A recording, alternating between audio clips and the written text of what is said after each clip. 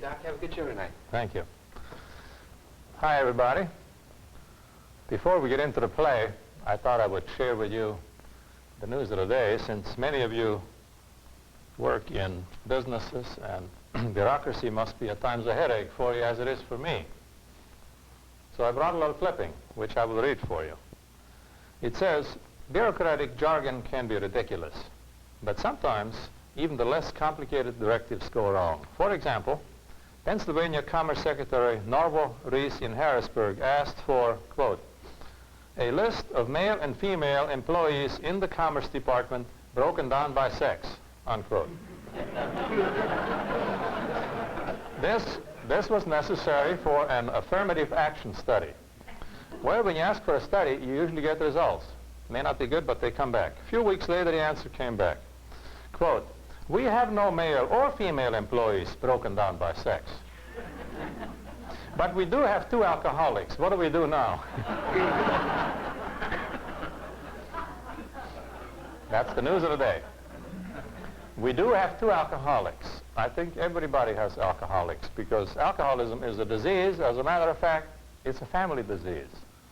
Of the 40 million Americans who suffer from it, about 10 million are actually alcoholic. The rest are co-alcoholics, or as we call them, other victims of alcoholism. A co-alcoholic, by the way, is anybody who cares about or lives with an alcoholic, or ever did so in the past. Some co-alcoholics don't even drink, but as a result of his dealing with the alcoholic, the co-alcoholic gradually becomes socially, psychologically, and psychosomatically ill. The process is kind of sneaky, insidious, predictable, and treatable. Treatment is also preventive because, you see, co-alcoholics tend to get involved with one alcoholic after another. And the children of alcoholics usually become alcoholics or marry alcoholics. So let's look at the alcoholic family as an alco-drama in 5 acts. Let's say this is the story of Dick and Jane from that famous American novel, See Spot Run. Meet the family. Here is Dick. Here is Jane. Minnie Jane. And Minnie Rich. Minnie Rich. This is our family we're going to deal with. Now, it all begins in Act 1 with fun and games and social drinking. Without booze, Dick is a nice enough guy, but drinking really helps him. After a few drinks, he is the life of the party. Confident, manly, witty, a charming rascal. Jane, by contrast, is a little shy, very proper, a little uneasy with small talk and chit-chat. She had a very strict upbringing. She drinks very little herself because she is afraid to let go or lose control, which is why she's so fascinated by Dick's personality. At parties, when he is the guitar-strumming, storytelling man of the world, she is happily swept along by his exuberance and his drinking friends and their enthusiasm. And later at night, when, with the help of alcohol, he becomes the experimenting, innovative lover with some new tricks, she can be shy and girlish and overwhelmed by his innovations and have some fun without even being wicked herself. The next morning, when he's hungover and sheepish with a boyish grin about what happened last night, she can be mock reproachful, but secretly delighted about what did happen last night. Do you realize that already alcohol has become the mix, the catalyst for the father-daughter, mother-son psychological interplay of this family? Drinking is already a family affair because they both get something out of it. Dick uses alcohol to make life exciting. Jane uses his drinking to make life exciting. Unfortunately, they have just passed the all-time high of their social, successful drinking. From now on, it'll get worse. In the troubled years ahead, this is the stage they will always want to come back to. But in the alcoholic family, things get worse. Dick now gets drunk more often. His behavior goes from embarrassing to dangerous, from social drinking to anti-social drinking. Jane can see that he's losing control. But because she loves him and she has willpower, she takes on the responsibility for controlling his drinking. And she'll do that by manipulating their social life. To remove his opportunities for getting drunk, she screens their telephone calls. One day, Jim calls and says, "Hey, Jane, I know this is short notice and all, but can you and Dick come by tonight for a few drinks with some friends, hey?" Now, Jane knows Jim is a mean drinker. He and Dick always get drunk together. So she quickly says, "Oh, I am sorry, Jim, but for tonight, Dick and I, we already have another disappointment. I mean, appointment. A few minutes later, Bob calls. "Hey, Jane, I know this is short notice, but can you and Dick come by tonight for a few drinks with some friends?" She knows Bob is a very light drinker, a latent Sunday school deacon. So she says, "Oh, don't be apologetic, Bob. We'll be delighted." No, we have nothing else planned. We'll be there." Hangs up. Dick walks in the house, says, "Ooh, what a day I've had. Where are we going tonight?" Jane says, "You lucky man, we are going to Bob's house." Dick says, "Don't say we unless you're pregnant. I ain't going near that house." And he gets drunk. And for those occasions when he does get drunk, she learns to repair the consequences by lying and rationalizing. She lies to his boss, to their neighbors, to their children, to her mother. You see, her mother years ago predicted, "Dick is going to become a drunk like your father was." And she lies to herself because she has never heard of alcoholism as an illness, and she's ashamed about his behavior and his lack of willpower. At parties, when he falls on his face, she bails him out by apologizing for him. And then on the way home, she bawls him out for what he did, or she gives him the silent treatment. And as soon as they get home, she bails him out by helping him in bed and setting the electric blanket just the right temperature. In the morning, she bawls him out with reproaches what he did last night. Then she bails him out on the phone when she talks to his boss and says, "Oh, Dick is too sick to come to work." And then she bawls him out and says, "Now look what you did. You made me lie again." Honestly. Dry spells, broken promises, denial, and guilt have become the family atmosphere. Why? Because they are both powerless over his drinking. And even though she has taken control, their lives have become unmanageable. More and more, she is filled with remorse because of his accusations. She is thinking, maybe he'd drink less if I were a better wife, a better cook, better in bed, less of a nag, and he agrees with her. Maybe I should have married Alfonso. He hardly drank at all. Of course, she forgot that Alfonso had two left feet and dandruff, and he shook hands like a wet fish. She also wonders, that man is going to be, his drinking is going to be the ruination of this family. What's going to happen when he loses his driver's license? And he's a cab driver, you see. What would happen if he lost his pilot's license? If he's lost his license to practice medicine? The way he drives drunk all the time, he could kill somebody. And then there is child abuse. And here's how that happens. Dick comes home from work, and one of the kids comes running in and says, "Daddy, you want me to tell you what happened in school today?" And he says, no, not now. Wait until I've had a couple of drinks. Jane, get these kids out of here, honestly. And the kid is puzzled, and he bails out. He doesn't understand this. Later that night, Dick is in the kitchen, sullen, angry, and alone with his 15th beer. In walks his kid and says, "Daddy, can I have $1?" And Dick gives him a backhand on a bloody nose and doesn't even realize what he's doing. Next morning, Dick is in the kitchen, sullen, angry, alone, hungover, shaking with a cup of coffee. In walks his kid and says, "Daddy, can I have $1?"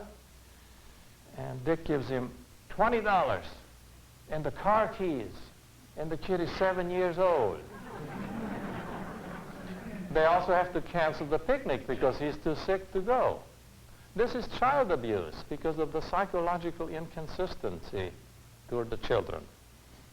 The children have also begun to do their homework in the car with a flashlight because of all the yelling and shouting in the house. And Jane tells them that she's staying in this marriage only for their sake. And when they say, well, Mama, maybe you should get a divorce, she gets angry and she locks them in their bedrooms because of the terrible thing they've just said. How does this family cope with all this turmoil? Well, everybody in his own way. Dick, of course, drinks. Jane goes to the doctor, where she says, oh, doctor, I'm here because my husband drinks too much. Now, the doctor is a fine man, but he's never heard of alcoholism as a family disease. But he has heard of psychosomatic medicine. So he says, Jane, how long have you had a stiff neck? Well, Jane is thinking, yeah, I have had a stiff neck. But now that he mentions it, gee, you know, it made click twice there when I looked way over here. That's a smart doctor. So now they can both study that symptom and forget about Dick's drinking. Had she said, my husband drinks too much, she might have gotten some gallbladder and some kidney studies. My husband drinks too much might have meant an upper GI series of x-rays. A little farther south, my husband drinks too much might have meant her uterus is in danger. A hysterectomy. You see, sometimes surgical indications for a hysterectomy is a nervous woman with a palpable greenish lump in her husband's wallet. And she might also have gotten treatment with pills for headaches and insomnia and anxiety and depression. The children, too, have to adjust. They become athletes or sissies, dropouts or bookworms, delinquents or Jesus freaks, or psychosomatic cripples, or health food nuts. Uptight Mini Jane is a model child with migraines and menstrual cramps. Nail-biting Mini Rich, dry now for 6 years, started to wet the bed again, and he's got trouble in school, and he's diagnosed as hyperactive. So, Big Jane is on Emperin, Mini Jane is on estrogen, Mini Rich is on Ritalin, and Daddy Rich is on bourbon again. And the happy family stays together. For a while there, Jane starts to drink with him and gets drunk with him to show him how disgusting it looks. But he likes it. He wanted a drinking buddy in the house all along. When she can't keep it up, she gets too sick. Besides, the family that drinks together sinks together.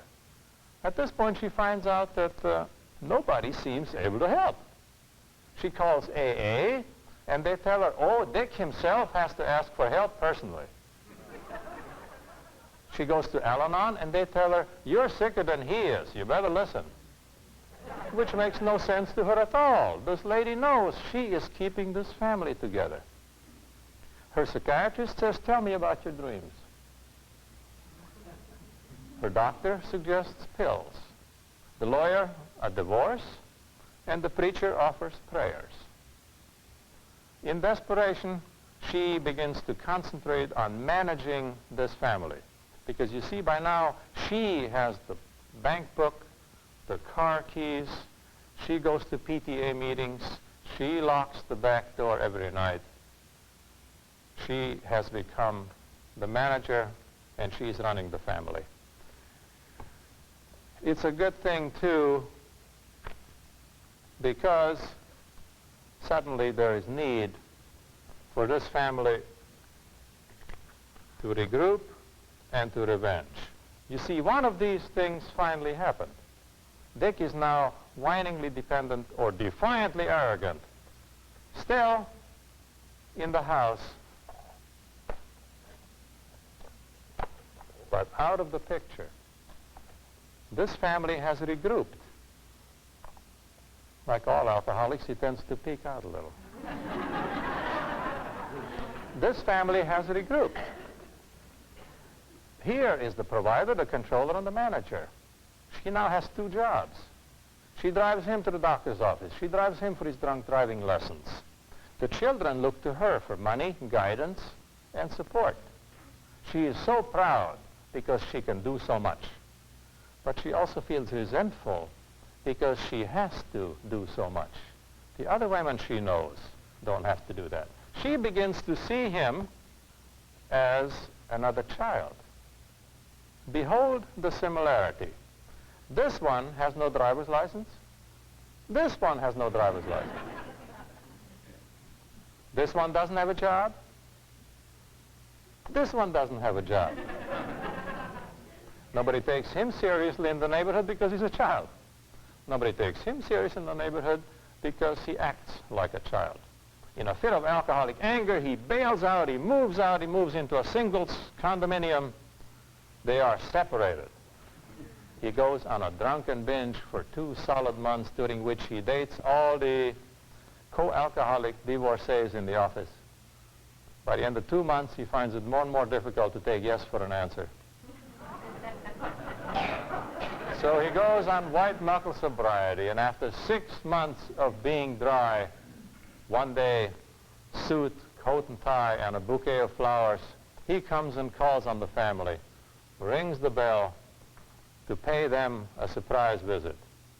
Minnie Jane comes and answers the door and sees the man she loves, the greatest man in the world, Dick. Oh, he is. But he's an alcoholic, which means he's become wrapped in layers of depression and denial and guilt and pretense. But the child can divine the goodness. Minnie Jane starts yelling, "Daddy, come on in," pulls on his pant legs, "come in the house." But Dick slows her down and says, "No, Minnie Jane, you don't understand.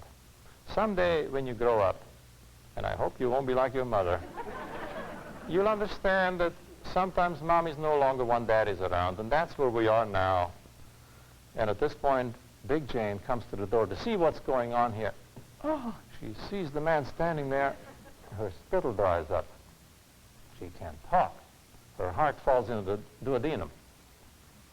Her carotid pulses are forking into her brain. All the feelings are there. She is still stuck on this man.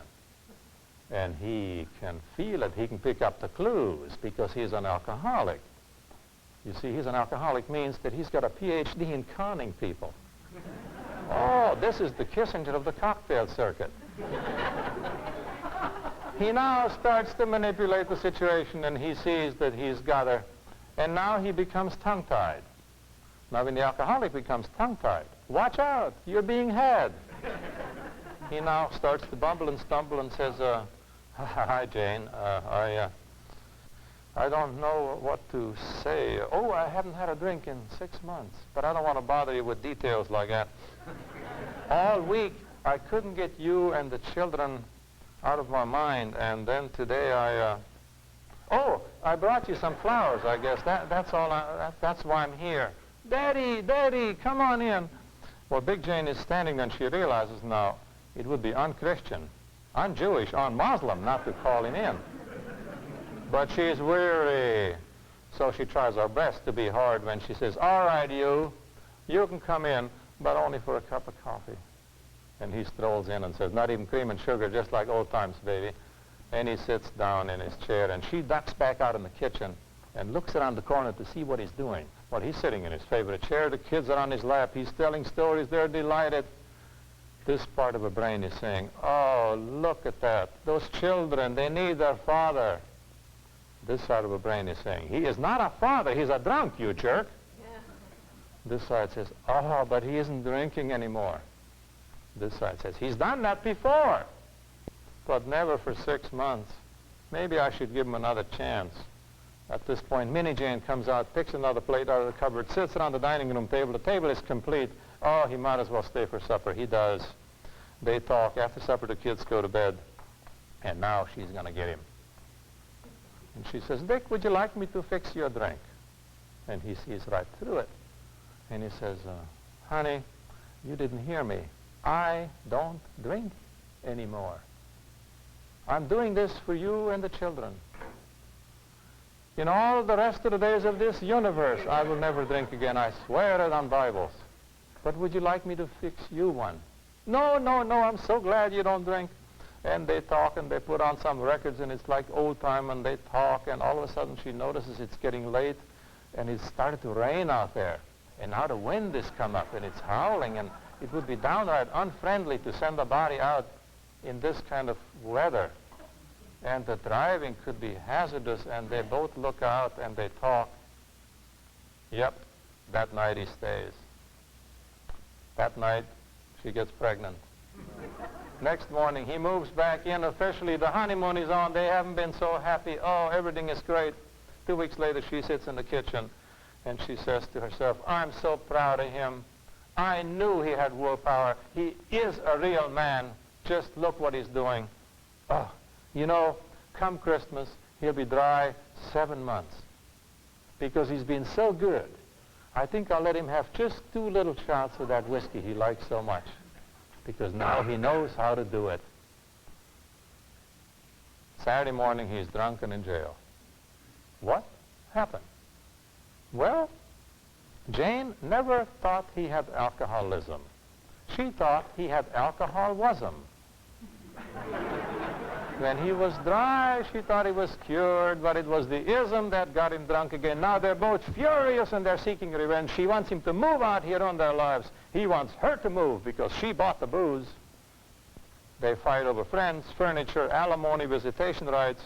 The children play one against the other, winners in a losing game. This alcodrama is really nearing its climax,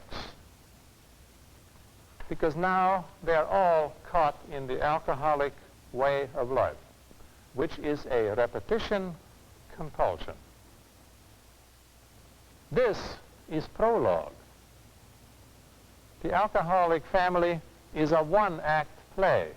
They are doomed to repeat unless they recover. How is this play going to end? What is going to happen to Dick if Jane and the children recover through rehab, Al-Anon, Alateen? Audience? He'll probably find another wife.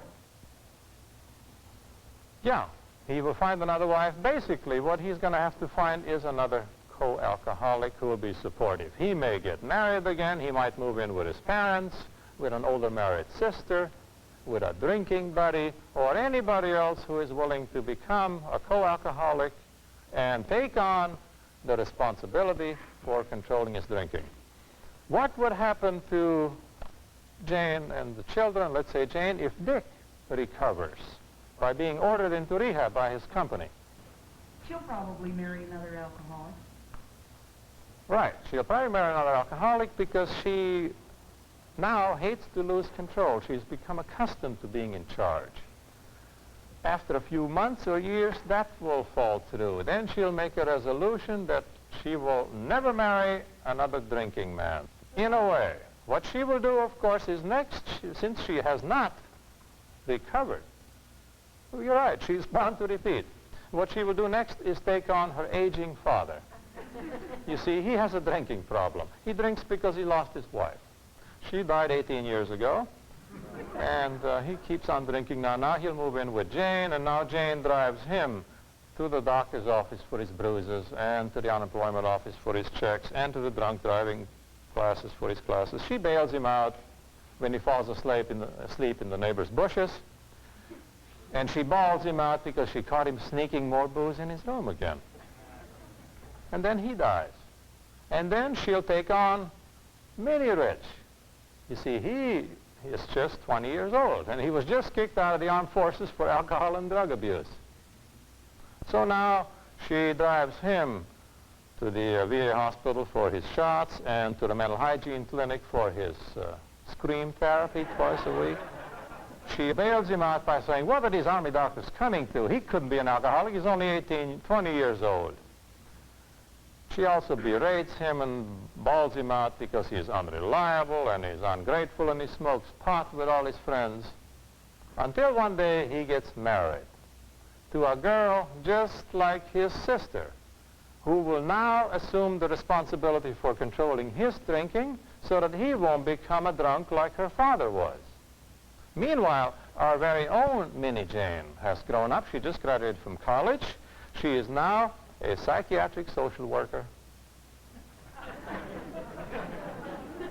She will now devote the rest of her career to helping young, incipient alcoholics come in touch with their underlying problems so that they can become controlled social drinkers again. She bails them out by saying, no, AA is too simplistic, and besides, what you really are involved in is recreational polypsychopharmacotherapy on yourself, and we will have to give you a lot of therapy. But she also balls these guys out because they're late for sessions and they skip sessions and overdose on drugs and don't pay their bills. Until one day she gets married to a workaholic doctor who is also a heavy social drinker. Now she balls him out for having no time for his family and ruining his body with alcohol. And later she bails him out by saying, no, you couldn't be a real alcoholic. It is probably your heavy patient load if you only cut down on your patients. Well, at least Big Jane is no longer a co-alcoholic, right? No, of course not, because she has not recovered. Although, you know, you would think she has learned her lessons because she's now retired. She lives alone in Rainbow Village, retirement home. She lives there in cottage number 8. But guess who lives in cottage number 9? A little old lady named Korsakov, who drinks too much because she lost her husband. He died 17 years ago. Now Jane drives her to the market twice a week and writes her letters to her daughter-in-law for her because her cataracts make her eyes kind of cloudy. But she also balls her out because this morning she caught her bribing the milkman to bring her some booze on his next run. And all the neighbors are saying, that Jane, what a saint of a woman. There must be a place for her in heaven. Well, I don't know about heaven. But I would guess, if I had to guess, I would say that someday in the hereafter, she'll probably be living with the devil. Presumably because he also has a drinking problem. Then she'll be driving him to furnace number 8 to stoke up the fires again. And she'll be driving him to Hell's Hospital because he caught inhalation pneumonia lying behind the furnace. And she is still a co-alcoholic. Somebody had a question here? What if the wife is an alcoholic? What if the wife is an alcoholic? Well, she would get sicker and probably die earlier because she'd be covered up longer. Let's just change the names. Bob and Mary. Mary has lost her driver's license. She is drinking a quart a day. She's living behind closed shades and is also peeking out once in a while. And the uniform of the day is a moo-moo. Why a moo-moo? Because the color pattern hides ketchup, mustard, and everything else. Also, you can jump into it from either end and not have to worry about buttons and straps. Compulsive co-alcoholic Bob very efficiently keeps tabs on the mental status from the office by telephone. Payphone in the hallway, not telephone in the office, because somebody by mistake might punch the wrong extension and hear that she is slurred, hostile, suicidal, whatever. He cuts out early for lunch because he needs time to change clothes in the gas station so that he looks like a vacationer when he pushes the grocery cart in the market. He is back at the office, hungry, tired, without lunch, smiling on the outside, furious on the inside. Cuts out early from work because he needs time to get back to the market to pick up the steaks and the ice cream. Can't leave those in the trunk of a car. Drives up to his house, waves to the neighbor, hi, Mary's not feeling too good, sneaks in the house, Mary is out on the couch. Gets the kids, puts them in their play clothes, starts supper, starts cleaning the house, feeds the kids, bathes them, puts them to bed, ready to go to sleep himself. Mary wakes up, takes one look around, sees that obsessive compulsive so-and-so has done it by himself. She feels even worse than useless. Now she has to pick a fight. He's a nice guy. He hates confrontations, walks away. She follows him from room to room. He hides, and she knocks back drinks. By midnight, she finally passes out. He's furious and says to himself, boy, if anybody finds out about her drinking, if we can only hang on till December, my promotion will be official. Next morning, next noon, you find him in the store trying to return 3 pairs of children's tennis shoes. Why? One of the kids lost a pair last week. He couldn't make out the size. Grime, sweat, and all. The other kids are too little to help. Mary was out on the couch. So he bought 4 pairs of approximate sizes, took them home, left the pair that fits. Now he's trying to get his money back for the other 3. They can't find the manager. He's having a long lunch somewhere. Dick is late again, back from work, hungry, furious, smiling on the outside. Just like Jane had the checkbook, the car keys, and 2 jobs. Bob now does the groceries, the laundry, and the cooking. A month later, Mary finds an extra set of car keys and kills herself in a single-car crash on the way to the liquor store. Oh, Bob didn't get his promotion. No, nobody found out about her drinking. But they had noticed in the office that even though Bob was a comer several years ago, lately he's been undergoing a change in personality, cutting out from work early, long lunches, irritable, making personal calls on the payphone. And nobody has seen his wife, Mary, at any of the official corporation functions at the club. Maybe he's just not ready yet this year. He's not executive material. Let's look at him again next year. But then she got killed, and here is Bob. Well, what's the answer? The answer is rehab and recover. And that applies equally to all members of this unit, because they are all suffering from alcoholism. You see, rehab is really a rehearsal and an introduction to the lifelong process of recovery. These people will come in touch with their own behavior patterns, with the importance and the role of alcohol in their lives, and with their own personal need for dominating or being victimized. Rehab is also a roadmap to the self-help groups of AA, Al-Anon, Alateen, OA, and others. I have known many alcoholic families whose recovery began when one of these co-alcoholics first ended treatment, with the others following suit days, weeks, or months later. Also, sometimes when one member is ready to drop because it's not going anywhere, the others seem to be doing well, so he hangs in there for their sake. And a couple of weeks later, he has a breakthrough. Now they're all happy they're in there. And they'll do this until all of them can stay together or comfortably go their separate ways, but out of love and respect, not guilt and the perverse gratification of suffering. There is an epilogue to this alcodrama. I used to think that alcoholism is not a disease, that co-alcoholics live like this because they want to. My experience as a psychiatrist has taught me otherwise.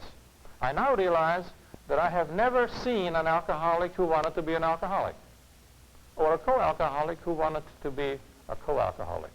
No, this is a repetition compulsion, not a matter of choice. If any of you have trouble with that concept, then you answer this question for yourself. Can you imagine, even in your wildest dreams, that anybody, alcoholic or co-alcoholic, would do this to himself over and over if he could help it? No.